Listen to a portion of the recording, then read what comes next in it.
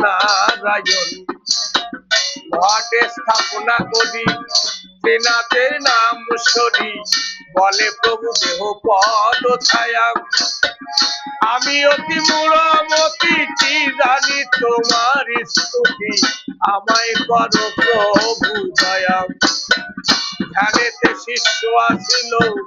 কথা তখন না কহিল দেখিয়া কুপিত গুরু তার লাঠি মারি ঘট পরে ফেলিল ধরণী পরে তবু শিষ্য বাক্য নাহিয়ার তল্পিদারে কোদে কন তল্পি তোলো এই ক্ষণ দুরাচারে ঘরে নাহি রব শিষ্য হয়ে গুরুপতি অমান্য করিল অতি এইখানে গৃহে চলে যাব তবে গুরু পদ বসে চলে আপনার বাসে এলো কালে শোনো বিবরণ অমান্য করি শ্রীনাথের ফেলে ঘট পদাঘাতে স্ত্রীপুত্র আদি হয়েছে মরণ রোদনের ধ্বনি শুনে তল্পিদার কহে ব্রাহ্মণে শুনো প্রভু করি নিবেদন বুঝিকে রোধন করে শুনি তোমার মন্দিরে শুনে গুরু করে আগমন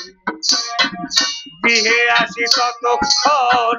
দেখিল শূন্য ভবন স্ত্রীপুত্র করেছে তিনজন শুনে গুরু এই কথা হৃদয়ে পাইল ব্যথা ঘুমে পড়ে হয়ে অচেতন বলে পুত্র গেলি কোথাও খাইয়া আমার মাথা একবার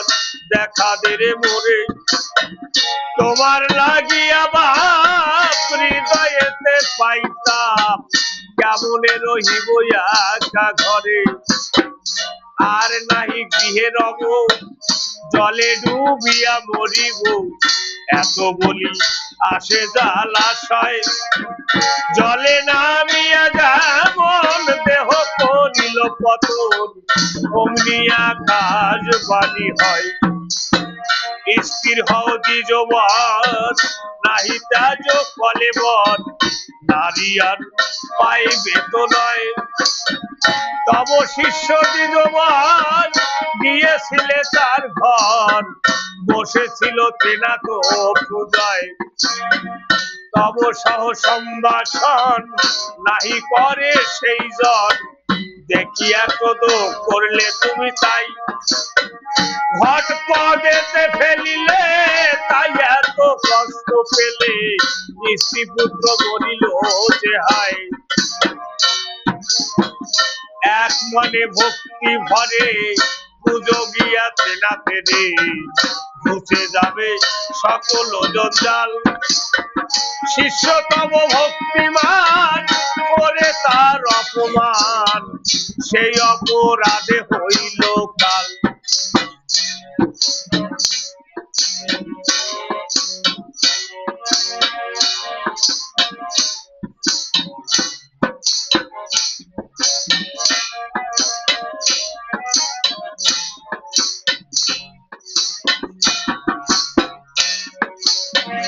ঘটে করি পদাঘাত করেছিলে অপরাধ আর কবু করো না এমন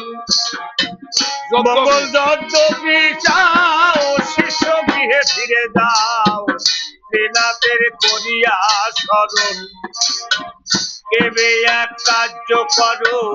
করা যাও তার ধরো আদি অন্ত কহ গিয়া তাই তব নারী পুত্রগণ পাবে প্রাণে ক্ষণ কবিবর রসিল ভাষায়